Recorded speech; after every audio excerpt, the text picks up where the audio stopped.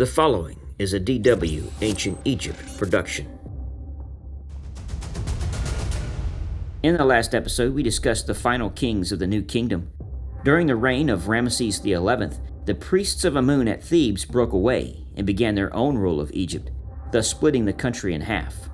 This began the Third Intermediate Period. The topics of this episode include the High Priest of Amun, Herihor, the High Priest of Amun, Pinedjem, the Story of Wenamun, the 21st Dynasty, the 22nd Dynasty, and the 23rd and 24th Dynasties.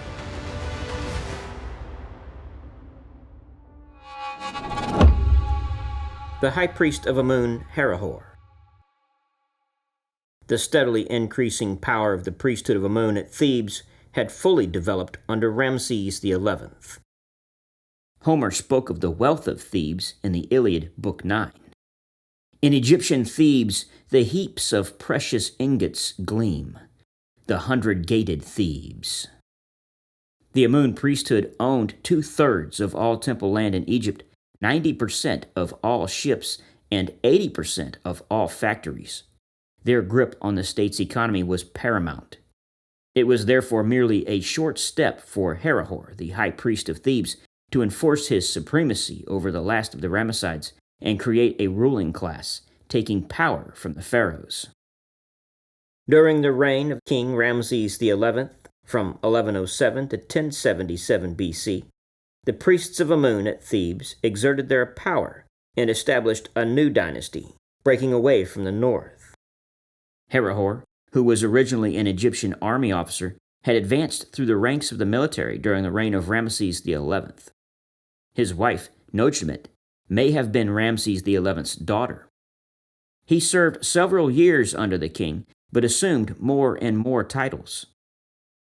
When Ramesses XI died, Herihor, due to his positions of High Priest of Amun and Viceroy of Kush, ultimately became the de facto ruler of Upper Egypt and Nubia.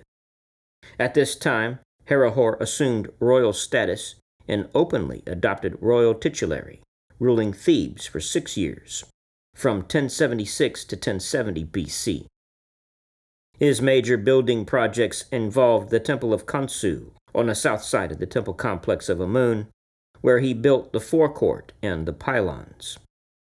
Meanwhile, Mendes I had buried Ramesses XI and thus legitimately inherited the throne, inaugurating the 21st dynasty from his hometown Tanis, even if he did not control Upper Egypt and Nubia, which were now effectively in the hands of Herihor and his successor priests, ruling from Thebes. High Priest of Amun, Pinedjem.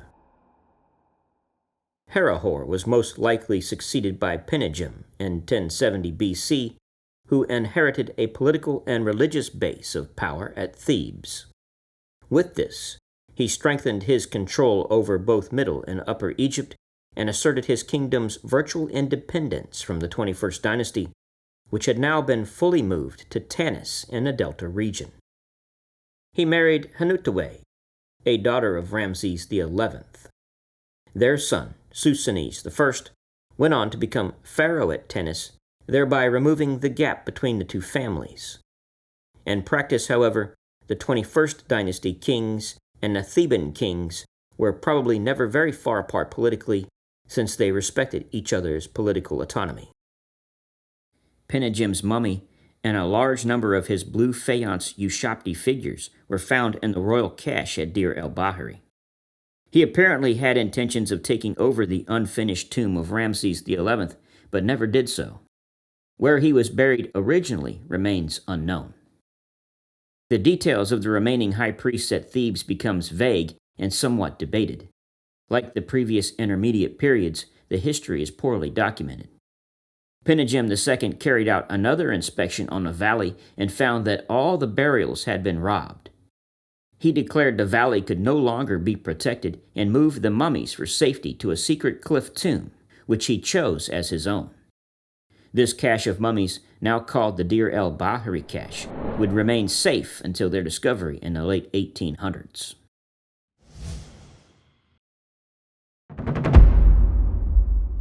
The Story of Wenamun. The Story of Wenamun sheds some light on this poorly recorded period, although whether it's historical fiction is debated. As the story begins, the principal character, Wenamun, is sent by Herihor to the Phoenician city of Byblos. Wenamun is a priest of Amun at Karnak and is tasked with acquiring giant cedar logs to build a new ship to transport the cult image of Amun. He is robbed while traveling to Byblos, and upon arrival is shocked by the hostile reception he receives. When he finally gains an audience with the local king of Byblos, Zakar Baal, the king requires he pay first, which conflicts with the original custom. Wenamun has to send for money, a humiliating move which reveals Egypt's waning power over the eastern Mediterranean. After a wait of almost a year at Byblos, Wenamun attempts to leave for Egypt only to be blown off course to Cyprus, where he was almost killed by an angry mob before placing himself under the protection of the local queen, whom he called Hatbi. At this point, the story breaks off. The story of Wenamun is one of the most vivid and descriptive narratives of pre-classical times.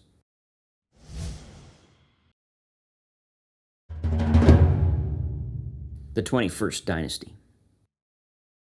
The 21st Dynasty began with Smendes, who proclaimed himself king after the death of Ramesses XI.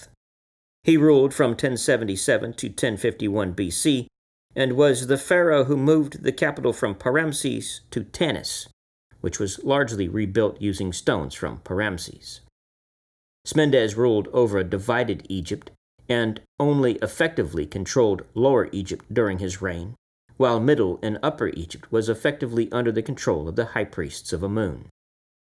No trace has yet been found of the tomb of Smendes.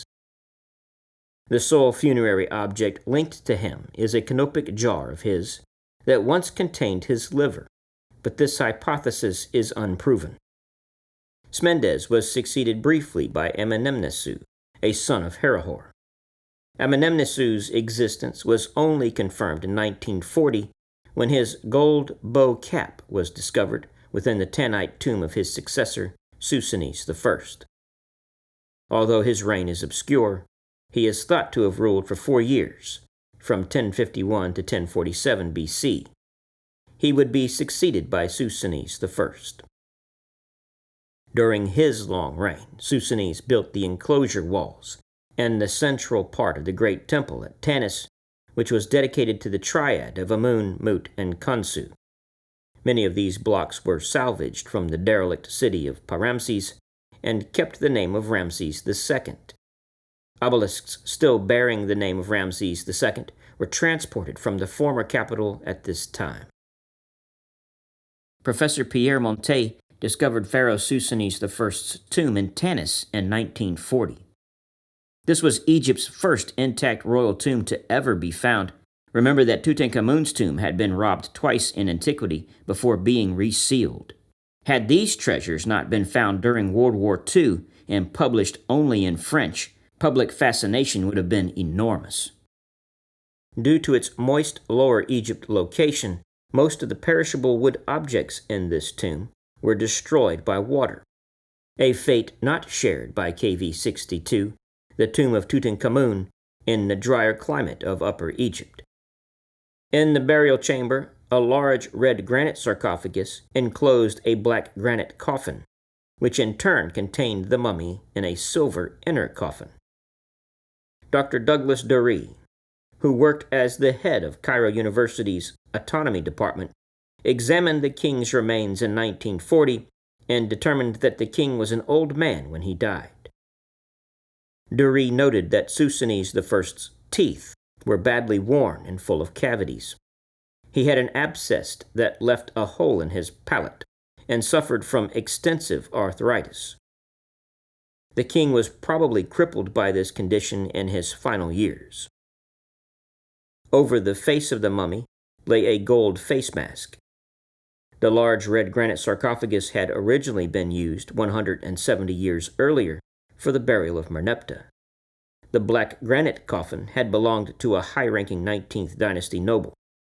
The silver inner coffin was 3 times more valuable than that of King Tutankhamun's. Silver was more valuable than gold in Egypt, about 3 times more valuable. These items were being obtained from the south, and it was during this time that the Theban dynasty was actively looting and recycling valuables from the Valley of the Kings. This state-sponsored tomb robbing would be common practice throughout the remainder of the Third Intermediate Period. The history of the following kings of the 21st dynasty at Tanis are vague. King Simon enlarged the Temple of Amun at Tanis and supervised the rewrapping of a number of royal mummies later discovered in the Deir el-Bahari cache of 1881.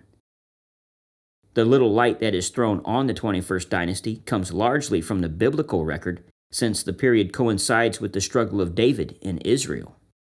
An Egyptian campaign that seized Gezer from the weakened Philistines was recorded in the Old Testament. Solomon had succeeded his father David, and an Egyptian alliance was sealed by Solomon's marriage to an Egyptian princess. Egypt was now reversing the practice of diplomatic marriages by marrying out their daughters, something unheard of until now. The Theban priests of the 21st dynasty preserved another cache of royal mummies in the tomb of Amenhotep II. This explains how Susanes I came to be buried with the lid of Merneptah's sarcophagus. Merneptah's body had been moved to the tomb of Amenhotep II for safekeeping, but the huge sarcophagus was shipped north to Tanis.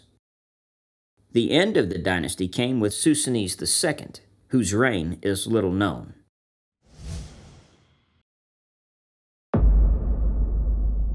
The 22nd dynasty.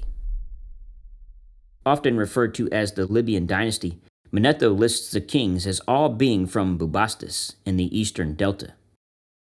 Shoshank I would inaugurate a series of kings who would rule Egypt for the next 200 years. Prior to his reign, Shoshank I had been commander-in-chief of the Egyptian army and chief advisor to his father-in-law. His rise to power was not wholly unexpected. During this time, Libyan mercenaries were used in Egypt as a police force. Shoshank himself was most likely the descendant of captives that Ramesses III had brought back to Egypt. They had reached the bank of the great river from one end to the other. They had taken possession of the cities in that region, but I destroyed them. I massacred all of them together. I forced them to go back across the frontiers of Egypt. I brought back the rest of some, great booty, spurring them on, gathering them like fowl before my horses. Their women and children by the thousand, their cattle by the millions. I enlisted their princes in my fortresses. I gave them chief archers and tribal chiefs. I made them into slaves, marked them with my name, their women and children likewise. The Libyan mercenaries gradually integrated into Egyptian society.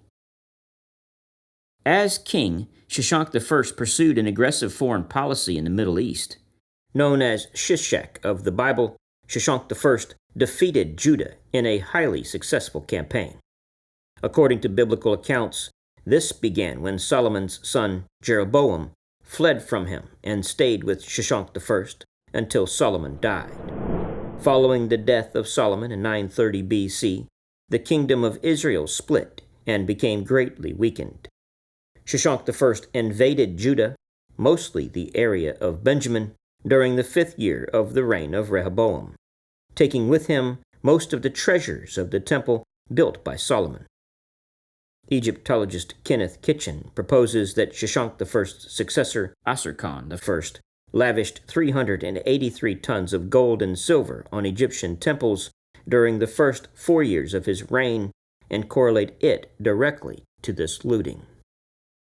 Following his Judean victory, Shoshank I then marched to Megiddo, the scene of Thutmose III's victory 500 years before, where he erected a victory stele in the manner of his predecessors. He returned to Egypt and constructed a new court before the second pylon at Karnak, while documenting the campaign on its south outer wall. Soon after the triumphant Palestinian campaigns, Shoshank I died and was succeeded by his son, Asarkhan I. He married Ma'at-Kare, Susani II's daughter, thus forging another dynastic marriage line. He continued to provide strong patronage for the various leading priesthoods, thereby consolidating his position as well as maintaining a continuous building program, especially at his native city of Bubastis. Asurkan I's reign from 922 to 887 BC is known for many temple building projects and was a long and prosperous period of Egypt's history. His reign was peaceful and uneventful. However, both his son and grandson, Takhelat I and Asurkan II, later encountered difficulties controlling Thebes and Upper Egypt within their own reigns. Asurkan I was succeeded by Shashank II, who was the only ruler of the dynasty whose tomb was not plundered by tomb robbers. His burial was discovered within an antechamber of Susanes I's tomb at Tanis by Pierre Montet in 1939. Montet removed the coffin lid of Shashank II on March 20, 1939, in the presence of King Farouk of Egypt himself. It proved to contain many jewel-encrusted bracelets and pectorals, along with a beautiful hawk-headed silver coffin and a gold funerary mask. Takhelat I, who was a son of Asurkan I by a minor wife, succeeded Shashank II around 885 BC. This reign left no major monuments and observed the beginning of the fragmentation of Egypt once more into two power bases. At about 872 BC, Asurkan II succeeded his father, Takhelat I, as pharaoh.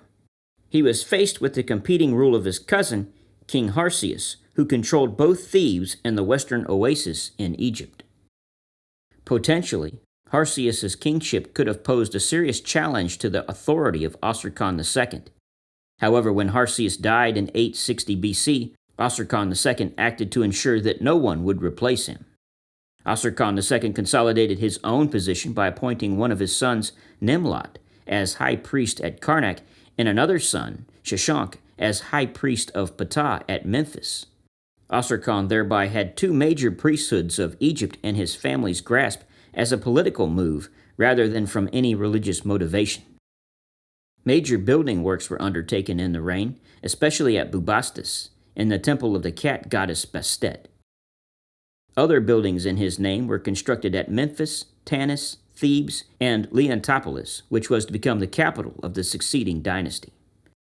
In the outside world, a growing menace was coming from Assyria, who turned her attention towards the Levant after taking over northern Mesopotamia and Syria. The Assyrian king Shalmaneser III continued his father Ashurnasirpal II's campaigns into Syria-Palestine in 853 BC. Egypt was forced to confront the threat by aligning with Israel and neighboring kingdoms, and together they halted the Assyrian advance at the Battle of Karkar on the Orontes. The exact details about this battle are unknown, and no information is available on the number of Egyptian forces involved. In 837 BC, Asurkan II was succeeded by Shashank III.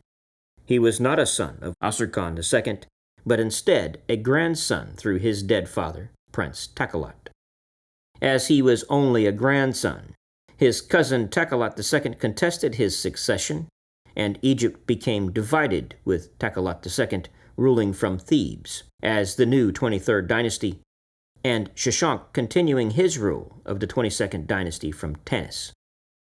The Theban high priest Asurkan, the future Asurkan III of the 23rd dynasty, did date his activities at Thebes and Upper Egypt to Shashank III's reign, but this was solely for administrative reasons. Shashank III outlived his first 5 sons and was thus succeeded by his 6th son, Shashank IV, who later died childless. Nothing is known of his reign. He was succeeded by Shashank III's 7th son, Pami. He ruled from 785 to 778 BC, but nothing noteworthy is known. Pami was succeeded by Shashank V. Despite having enjoyed one of the longest reigns of the entire dynasty, 38 years, and having left a fair amount of inscriptions, little is known about Shashank V's life. His realm underwent an unstoppable shrinking due to the progressive increase of independence of various tribal chiefs, princes, and concurrent kings. Shoshenq V died probably in 740 BC. Besides his father Pami, his family relationships are not entirely clear, but it is often assumed that his successor was Asurkan IV, who also may have been his son. Traditionally, Asurkan IV was considered the last king of the 22nd dynasty. He was de facto little more than ruler in Tanis and Bubastis in Lower Egypt. Asurkan IV ruled during one of the most chaotic and politically fragmented periods of ancient Egypt, in which the Nile Delta was dotted with small Libyan kingdoms and principalities and Meshwesh dominions. As the last heir of the Tanite rulers, he inherited the easternmost parts of these kingdoms, the area most involved in all the political and military upheavals that soon would afflict the Near East. Shortly after he came to power, Asurkan IV encountered the military campaign led by Pianki, the Kushite pharaoh of the Nubian 25th dynasty, along with other local rulers in Lower and Middle Egypt, including Nimlot of Hermopolis and Eput II of Leontopolis. Asurkan IV joined a coalition led by the chief of the West, Tefnacht, to resist the Nubian invasion. However, Pianki's forces proved unstoppable, and one by one the opposing leaders surrendered. To avoid a direct conflict, Asurkan IV decided to go to the Temple of Ra in Heliopolis and personally submit to Pianki, which was properly followed by other coalition members. Pianki, as documented in his victory stela, accepted their submission, but he did not permit Asurkan and most of the other rulers to enter the royal enclosure because they were uncircumcised and had eaten fish, which were considered abominations by the Nubians. Despite these restrictions, Asurkan IV and the others were allowed to maintain control over their respective regions and continue to exercise their authority. No mention of Asurkan IV is known after 716 BC. Some archaeological findings suggest that shortly after this date, Baccharis of the 24th dynasty may have expanded his realm eastward, supplanting Asurkan at Tanis. In 720 BC, Pianki's successor Shebeka marched northward and defeated Baccharis. This ended the 22nd dynasty.